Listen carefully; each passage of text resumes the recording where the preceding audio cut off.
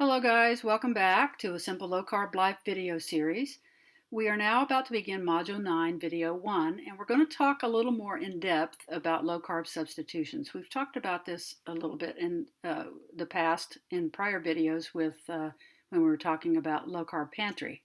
But this will really help you when you're considering what to use to alter recipes. Now, let's talk about some of the more important and most common low carb substitutions that you can use literally nearly every day. Most of these that I'm talking about, I use literally every day. First off, let's talk a little bit about sweeteners. There are a few really good low carb sweeteners that can be used instead of sugar, and there are a number of sweeteners out there in the market that are really bad to use, meaning that they shoot your blood sugar up through the roof and they are not good to use at all, even though they're touted as being healthy. So what are those sweeteners? Stevia, Truvia, which is a blend of stevia and erythritol, a brand name. Safeway is a large grocery store chain, and I would imagine Kroger and others probably have a generic version of Truvia as well, usually positioned in the grocery store right next to Truvia. Also, you can use erythritol and xylitol, particularly with baking, because stevia is not very heat tolerant. Erythritol and xylitol have more sugar-like chemical properties. You can also use sugar-free syrups that are sweetened typically with sucralose or Splenda, which would be brands like Torani, Monine, Da Vinci, and others. Be sure and read the labels to make sure that they are truly low carb, that should have less than 1 carb or 0 carbs per serving. Chicory root is often something that you can see used in recipes as a sweetener. You can usually buy those online. An inulin, which is basically a plant fiber with some sweet properties. Again, this is a very extremely low 0 carb product. So let's talk about some important properties of sweeteners so that you can compare them to sugar and learn how to use them. So stevia is probably the best and most common and number one choice for sweetening something that you're not applying a lot of heat to. It does not maintain its sweet properties when heated, despite claims of that. I've baked a lot, and you'll seldom ever see low-carb recipes that only use stevia because stevia is just not heat tolerant. So the food item will not remain sweet after it's baked if you're only using stevia. It has a 0 glycemic index, meaning it doesn't make your blood sugar go up. It's slightly bitter in its pure form, even though it's sweet. It has a bitter aftertaste. So it's often mixed, as I've discussed before, with high glycemic sweeteners and bulking agents to offset the bitterness, things like dextrose, maltodextrin, and others. So be cautious when you're buying stevia to make sure that it is not combined with dextrose or maltodextrin. Make sure that you find combinations that are a good profile. Sweet Leaf brand, remember that is mixed with inulin. So it is really doesn't add any carbs or doesn't make your blood sugar go up. Truvia is mixed with erythritol. You'll see on the label of Truvia that there are 3 carbs and sugar alcohols are 3.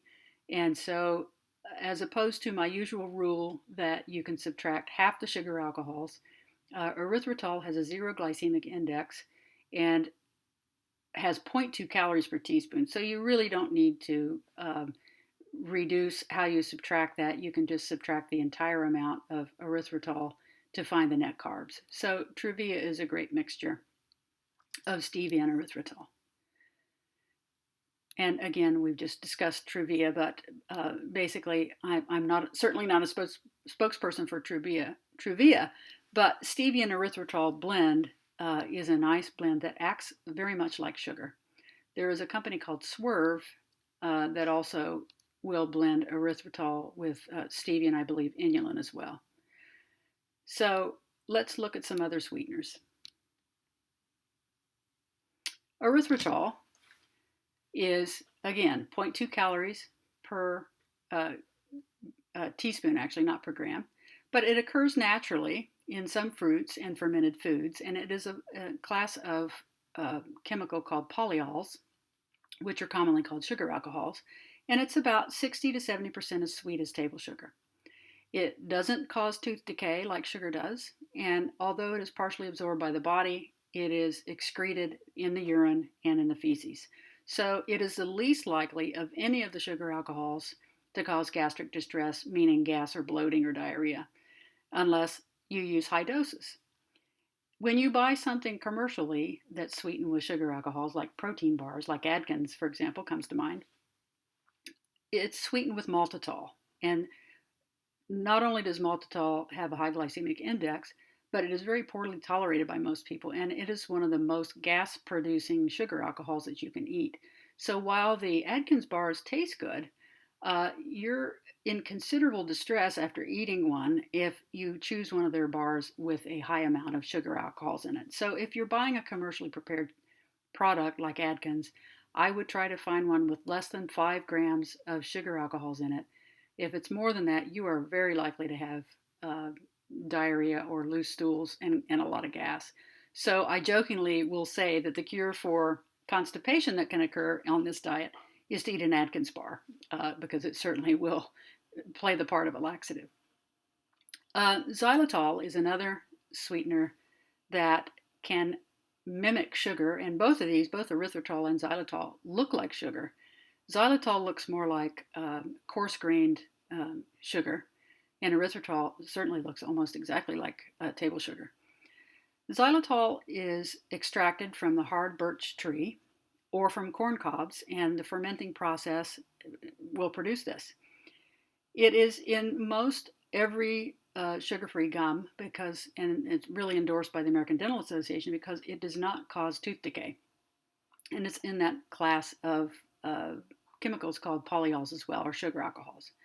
It's just about as sweet as table sugar and has 33% less calories than sugar, so it's not as low in calories as erythritol. It is absorbed very slowly and again has a low glycemic index, so it doesn't provoke an insulin response in small amounts. One important point about xylitol, if you own a dog, it is not it's not toxic to most mammals, including humans or cats, but specifically in dogs, even the tiniest amount of xylitol is extremely toxic and can poison the animal. So if I had a dog in my home, I would probably think twice about using xylitol uh, or being extremely, extremely cautious because dogs are natural scavengers, and if anything drops on the floor, they're going to eat it. So be very, very cautious if you have a dog in your home and plan to use xylitol. Here are some special properties of these two that you can use to your advantage, or just knowing these properties can help you to know how to manipulate your recipes so that you get your desired result. So erythritol has a low melting point. After it's heated, it will basically, it's in crystal form, but then it will dissolve and become liquid. But it will crystallize again when it's cooled. Maybe not to the same degree, but it will have some crystallizing properties. It will not caramelize like sugar will. Again, it has a 0 glycemic index, so it won't increase your blood sugar. And it's the only sugar alcohol to really have a 0 glycemic index. The others, even xylitol, has 7 to 15 glycemic index, depending on what source you read. It's got essentially 0 calories per teaspoon, at 0.2 calories per teaspoon, and 4 grams of carbohydrates per teaspoon, a half of which you can subtract if you use the conservative approach, or again, as I discussed with erythritol specifically, you can subtract the entire amount, honestly, for finding the net carbs. It has a unique property that it has a cool little aftertaste, almost like mint, in its crystallized form. So if it's not dissolved in water, it will almost have a cooling effect on your tongue. Again, it doesn't cause tooth decay and is least likely to cause bloating or gas. Now, xylitol, although it has a low melting point like erythritol, meaning it will turn from crystal to liquid very quickly with not very much time trying to boil it. But after it's heated and becomes liquid, it can actually turn brown and caramelize like sugar. What it will not do is it will not crystallize like sugar. So it looks like, tastes like, and acts like sugar. Again, the glycemic index is pretty low. It has 10 calories per teaspoon and 4 grams of carbs. I would say with xylitol, I would subtract a half of it to find the net carbs instead of the entire amount, because it does have the capacity, if you're using large amounts, to make your blood sugar go up a little bit. Again, it does not cause dental decay, just like erythritol. It is used in most sugarless gums, and it does not have a cool aftertaste. So, knowing these two properties will allow you to use the proper sweetener. For example, if you want to make some low-carb keto fat bombs, as they're called, or fudge, basically you want to have some properties of caramelizing. You don't want to have your fudge be hard as a rock, but you don't want it to be so gooey that it doesn't retain its form. So the best strategy for making that kind of an item is to use a combination of erythritol and xylitol together. If you want something to crystallize, let's say you're making a hard candy, for example, and you want to make it with erythritol because it will crystallize, and you don't care if it caramelizes, you want it to be hard. So that's kind of a strategy that you can use to determine how you want to use these. I personally, in nearly every recipe, will use 2/3 of whatever the recipe calls for a sweetener. I'll use 2/3 erythritol and 1/3 xylitol. And I have found that to be the perfect mixture for it to act exactly like sugar.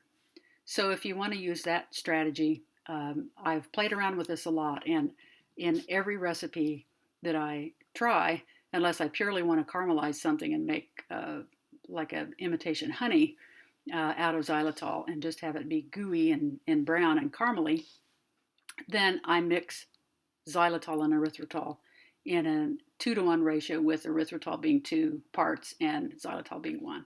So you can give that a try and see if that works for you. Again, you can use them individually or combined depending on what effect you're trying to achieve. Making caramel, you want to use xylitol. Making things that you want to be hard and crystally, you want to use erythritol.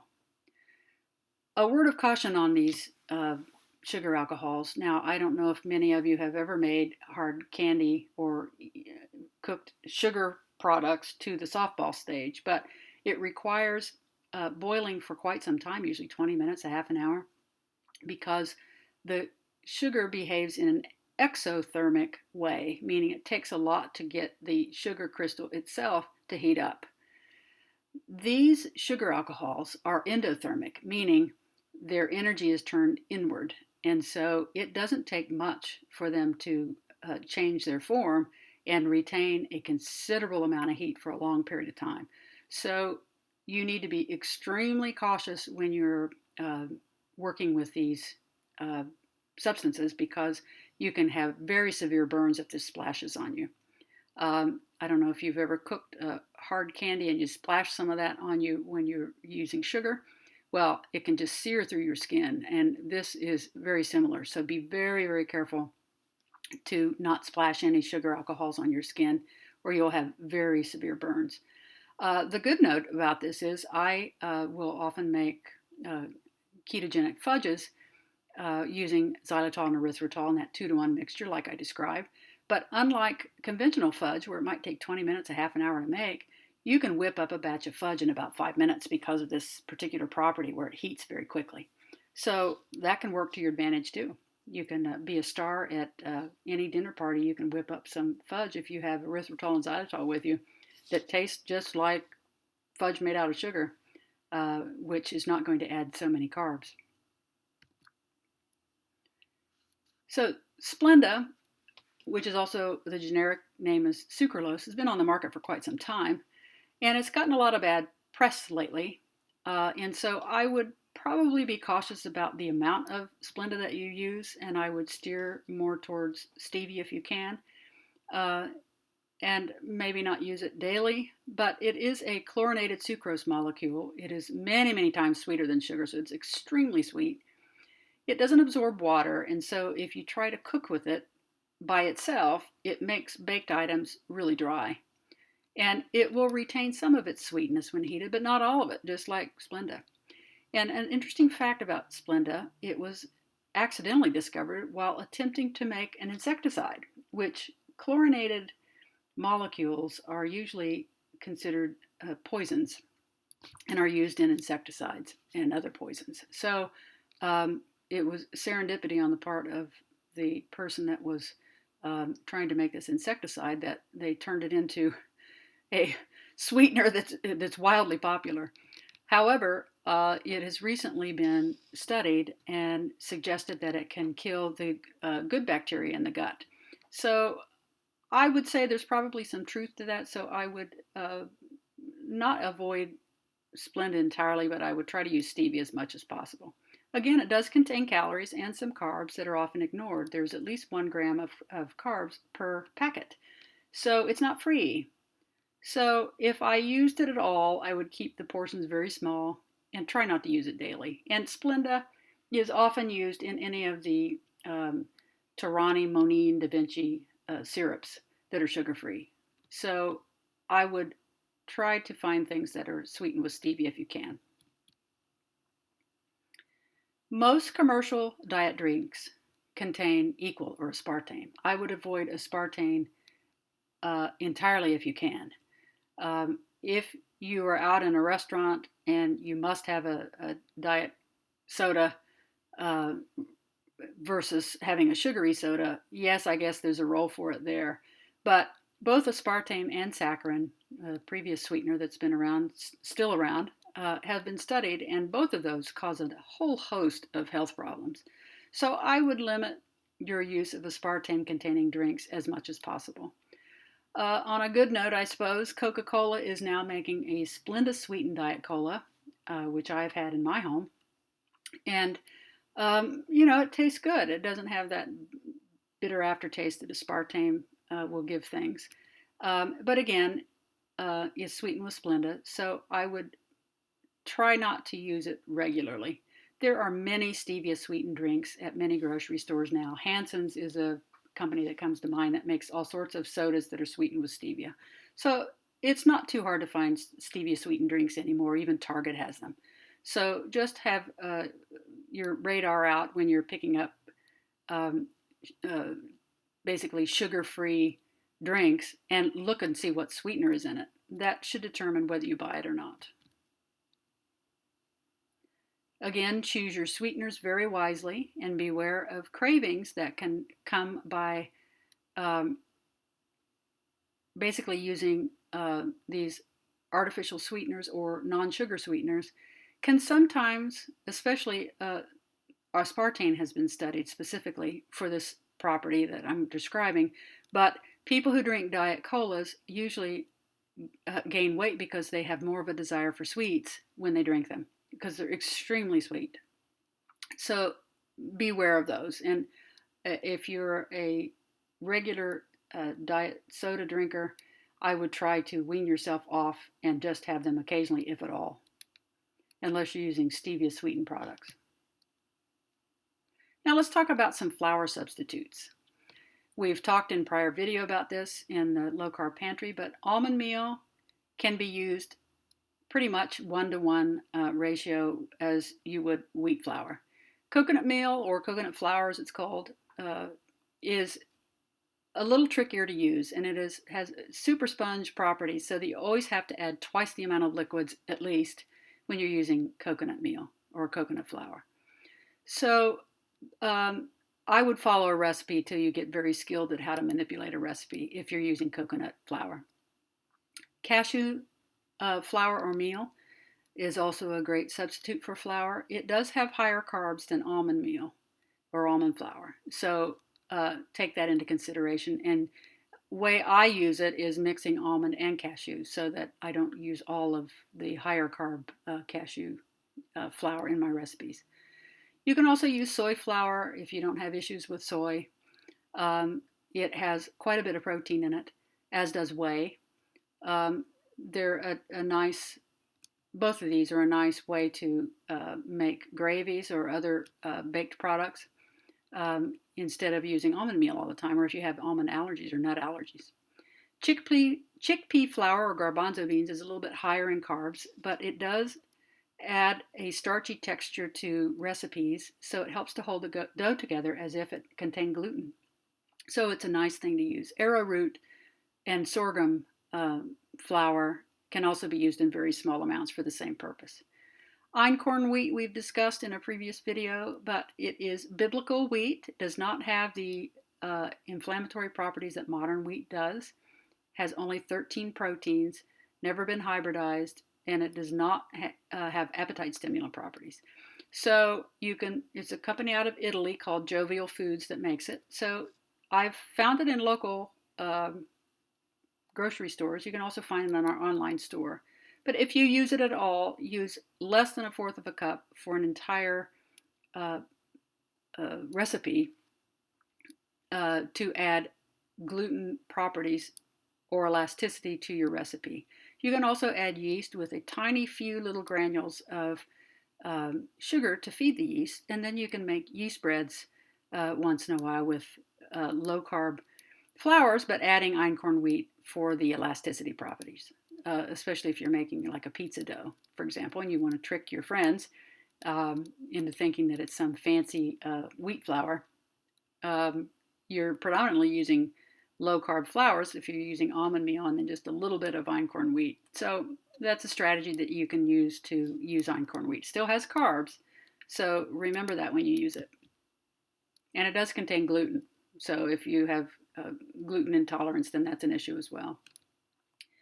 Flaxseed meal, hazelnut meal or flour, macadamia meal or flour, hemp protein powder, oat fiber, not oat bran or oatmeal, can add an oaty flavor to recipes. But again, oat fiber is extremely dry like coconut flour. And so you always have to add more liquids when you use it. I just generally use a tablespoon of it for an entire batch of whatever I'm making. Psyllium is the main ingredient in Metamucil, but it can add fiber to and basically moisture to your recipes. So that is some alternate flour that you can use. Peanut flour, or you can find it most commonly in the form of this company from Bell Plantation called PB2. I've even seen that at Target here on the West Coast, at least. You can also use textured vegetable protein, which is dehydrated little bits of soy that makes a bulking agent, or if you want little crunchy bits in some of your cookies, for example, or in your keto fudge or other things that you're making, it will remain really crunchy. You can make granola out of this, what I generally do. And so textured vegetable protein is soy protein. So keep that in mind if you have problems with soy. Or if you have a breast cancer history, you want to avoid estrogen-containing products, and soy would be one.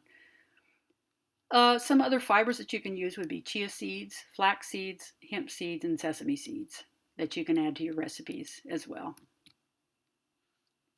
Now, yeast requires sugar in order to feed it so that it can rise, and it definitely needs gluten in order to function as a rising agent.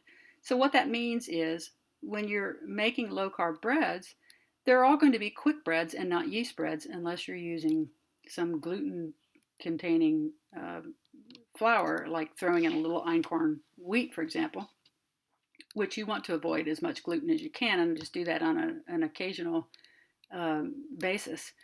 So all of low-carb flours do not contain gluten. So you can add yeast in for flavor, but you do not get the benefit of it rising. So that's a problem when you're trying to make a bread that's going to rise up. Well, what do you use? Well, the good news is when you're making low-carb breads, it only takes a few minutes to whip them together and anywhere from 30 to 45 minutes to bake, instead of that long 3 to 4 or 5 hour process when you're making yeast breads, waiting for them to rise several times. So, what do you use instead? Well, you simply need to use mechanical methods, really, uh, and a few things that are used as rising agents. So, eggs, for example, will add rise to products, and if you separate the eggs and beat the egg whites and then fold in the yolks, then that really adds to the height of your baked item. Baking powder you can use. You can also use baking soda and vinegar. Remember those little lava experiments that you make in fifth grade science fair, where when you add vinegar to soda, it bubbles? And so that will create some air bubbles that can help your dough to rise. You can also, instead of adding vinegar, you can add soda water or mineral water, either one, and flavored ones if you're desiring a specific flavor in your baked good to help improve the rise. I often do this myself. Xanthan and guar gum are basically agents that are used to mimic gluten, and you just need a little bit, fourth of a teaspoon usually, and it will basically keep the ingredients suspended like gluten would, and makes the dough kind of sticky, just like gluten would. And so, if you're going to bake something that you want to mimic the properties of wheat flour, this is something you often see added to the recipe. Okay, since milk contains so many carbs, what in the world can you use to substitute for milk in a low carb recipe? Well, there's a lot of things. You can use unsweetened plain almond milk, coconut milk, soy milk, or hemp milk, all unsweetened and plain. Don't get the ones with added flavors or sugars, or it's going to not be low carb. You can use half and half whipping cream or extra heavy whipping cream, very, very low in carbs. Unsweetened plain Greek yogurt. You can also see ricotta cheese and cottage cheese often used in these low carb recipes as well. So, if you want to make soups that are thick and creamy and gravies, I mean, do you have to live without gravy? Well, that would be a tough one for me because I grew up with that. Well, here's some thickening agents that you can use. If you like Thai seasonings, you can use peanut flour or PB2 brand. You can use whey protein, coconut flour, which is usually what I use to make a breakfast gravy. It's really good. And I use coconut milk. It's fantastic. You can use soy flour, chickpea flour, hemp flour. Hemp flour, if you use that, will turn the gravy somewhat greenish appearance, but it actually tastes great. You can also buy some commercially prepared thickeners by LC Foods, Dixie Diners, and others that you can find online. You can look at our online store for these. And so you don't have to use these others. They're already made. You just buy the package and add a tablespoon, typically, to make a gravy. So what healthy fats should you have in your home as a substitute for the ones that you've been using? Well, how about olive oil? High oleic safflower oil, not just regular safflower oil, but high oleic safflower oil, which can tolerate very high heat. Butter, clarified butter or ghee, lard, bacon fat, coconut oil, avocado oil, or there is a new spread out now by this company called Melt Organic company, and it is a combination of coconut oil, flaxseed, butter, palm oil, and ghee, and it is fantastic. They even have a honey flavored one that still has less than 1 carb per 2 tablespoons, so it's really great tasting if you can find it. I've found it in Safeway on the West Coast. But basically, healthy fats are those that are in that basically do not break down into toxins when they're heated. They can tolerate very high heat. And coconut oil and avocado oil specifically are in the medium chain fatty acid group of fats. They're unique fats that, when ingested, will never be stored as fat in the body. They break down into ketones, carbon dioxide, and water. So coconut oil and avocado oil are great oils to have in your diet. If you want a neutral tasting oil for cooking, it would be avocado oil.